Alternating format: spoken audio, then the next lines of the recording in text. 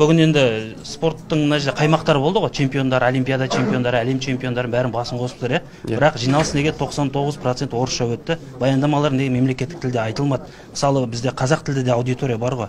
Мысалы, қазақша көрермендер бар, оқырмандар бар. Олардың несін неге ойламайсыздар? Жалпы баяндаманың бәрі тек қана соңында Данияр Елеусінов қана алғыс айтты. Ол да енді бір сол құтқарды деуге болады.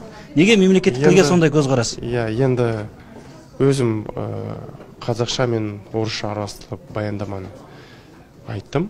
Енді сәлемдеме ғана ғой басындағы, енді екі ауыз сөз. Толық былай айтылған жоқ қой, мына негізгі мақсаты бар ғой брифинг. Енді бұл спортшыларға байланысты. Олар өздері айтты, өз тіліммен.